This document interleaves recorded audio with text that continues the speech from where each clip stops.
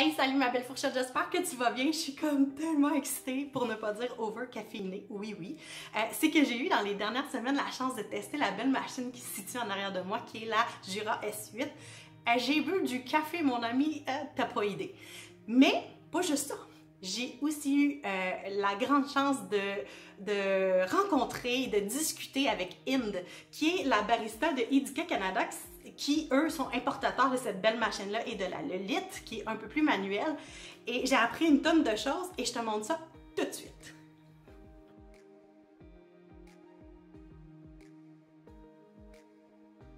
Bonjour, ici Inde Kaduri, je suis représentante et barista pour la maison Edika.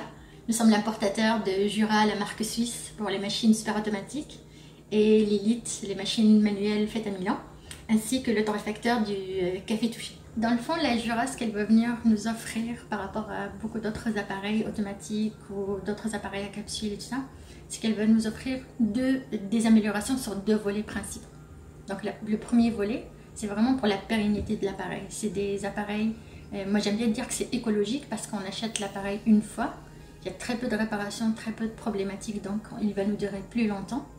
Et en plus, on va pas changer de pièce souvent, on va pouvoir infuser un meilleur café, oui, mais aussi sur le côté économique, en fait, c'est économique parce que comme on peut utiliser du café en grains, il est toujours 10 à 12 fois moins cher que du café déjà préportionné, donc des capsules ou même des fois des cafés filtres qu'on a déjà mis en sachet préportionné.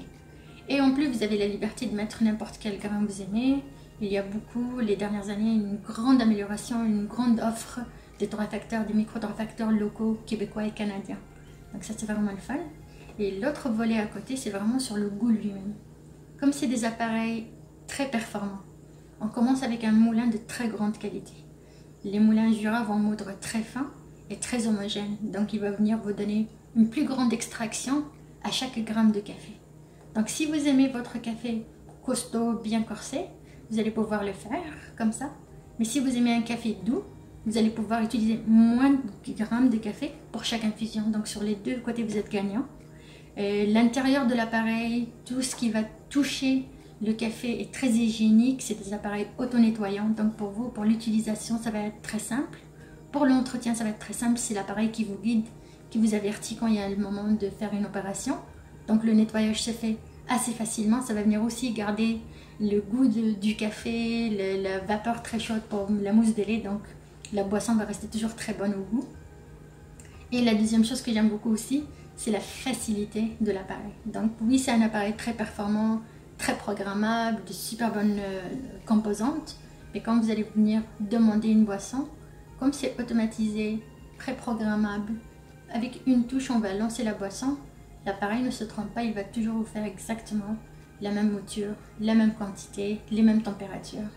Les éléments chauffants dans les Jura sont en inox qui touche à l'eau chaude. Donc c'est très hygiénique, oui, et c'est très chaud et ça peut maintenir sa température.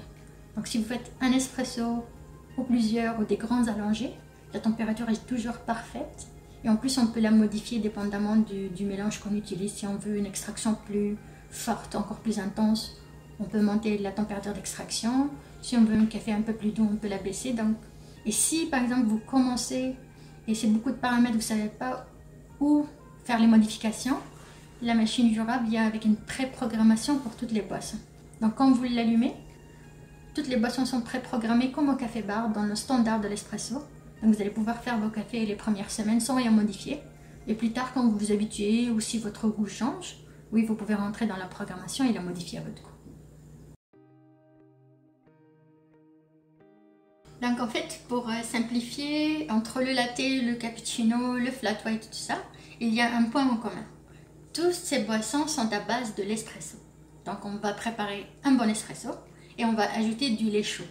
Le lait pourra être moussé ou moins moussé pour donner une texture en bouche.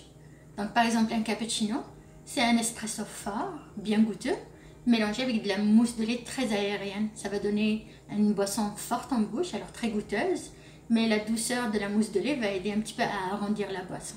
Si vous aimez une boisson plus douce, réconfortante mais pas trop corsée, on va peut-être opter pour un latte. Il va avoir la mousse de lait aérienne pour l'onctuosité, mais on va ajouter aussi une portion de lait chaud pour adoucir la boisson. Le flat white est un petit peu entre les deux. Fait qu'il va avoir un tout petit peu de mousse, juste un petit peu de mousse, donner un tout petit peu de texture. Mais il va avoir beaucoup de mousse qu'on appelle micro-mousse. Donc la mousse, au lieu d'être très aérienne et avec des grandes bulles, va être très douce, onctueuse. Fait que oui, elle va adoucir la boisson, mais elle se mélange un peu mieux avec la crème de l'espresso. Donc il n'y aura pas une séparation comme on voit dans le café latte, avec la mousse, le café et le lait chaud. Comme les bulles sont très petites dans la mousse, elle se séparera moins vite et va laisser la boisson onctueuse jusqu'à la dernière goutte. Si on avait à commencer avec un café en particulier, là, on a développé notre goût avec des machines à capsule par exemple, ou même un café qu'on a fait à la maison avec une cafetière traditionnelle. Est-ce que dans votre gamme de café, il y a un café que vous suggérez comme étant une entrée, là, comme un début pour habituer le palais? Oui, on va choisir peut-être un mélange qui est goûteux, mais qui n'est pas trop dans les extrêmes. Pour simplifier, le café peut être très acide, acidulé, un peu parfumé, vraiment floral. De l'autre côté de la torréfaction, il va être un peu plus amer, un peu plus caramélisé, un peu plus chocolaté. Si on est dans des mélanges très corsés, puis on n'est pas habitué, si on passe d'une capsule ou d'un café filtre, l'extraction est moindre. Alors le café est toujours un peu moins concentré, c'est un peu plus facile à boire.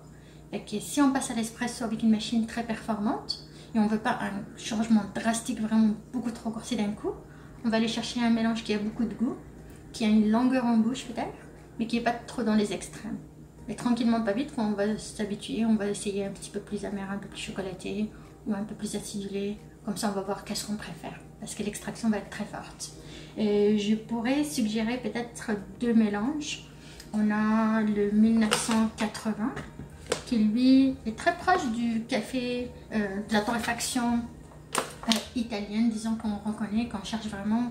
C'est un café très goûteux, pas trop fort, pas trop épicé. Et sinon aussi, l'espresso qu'on a fait, qu'on a formulé il y a quelques années pour Ricardo, parce que c'est un café très goûteux. Et celui-là va vous permettre de faire des cafés corsés. Par exemple, sur la Jura, on peut monter jusqu'à 16 grammes à la fois sur le modèle à suite, comme ça. Donc on peut aller chercher un double vraiment, vraiment goûteux. Mais si vous voulez la rondeur en bouche, une bonne arôme, mais plus doux, on va diminuer le grammage. On peut aller jusqu'à seulement 5 grammes si on veut, alors l'équivalent d'une petite capsule. Comme ça, la transition entre les deux appareils, ça va être plus doux, plus facile. Et tranquillement, pas vite, on peut s'essayer, on peut peut-être faire un peu plus corsé, voir si on aime ça ou pas. Et c'est vraiment, il faut un bon mélange, un café torréfié avec soin, frais torréfié ici. Par exemple, s'il est fait au Canada ou au Québec, on a plus de chances que quand on va ouvrir le sac, il va rester plus goûteux plus longtemps. Mais au-delà de l'appareil, au-delà du mélange à café, votre goût est important aussi. Donc savoir où commencer comme ça va vous donner un indice. Après, explorez, quand vous avez le temps le week-end, choisissez un mélange un peu plus fort, voir si vous aimez ça ou pas. On a des sacs comme ça de 1,5 kg et on a des sacs un peu plus petits, donc peut-être prendre 2-3 petits sacs et goûter un à la fois, comme ça c'est pas beaucoup de grains, ça va donner une chance de goûter. Donc ça on va découvrir.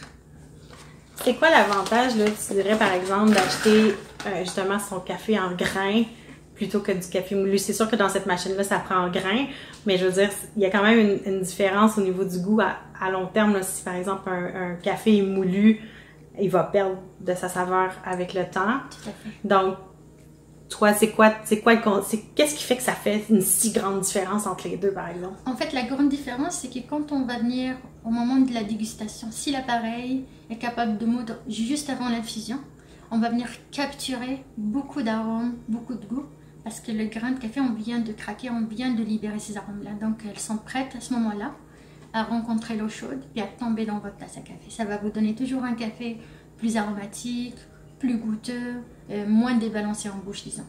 Si ce même très bon café a été déjà prémoulu, des fois, peut-être on n'a pas envie d'avoir un moulin, c'est un peu bruyant, je sais. C'est plus facile aussi d'avoir du café déjà prémoulu. Mais le problème là-dedans, c'est que toutes les fibres de café sont concassées. Toutes les arômes du café, en fait, elles ne nous attendent pas. Ça sentira très bon au moment de la mouture.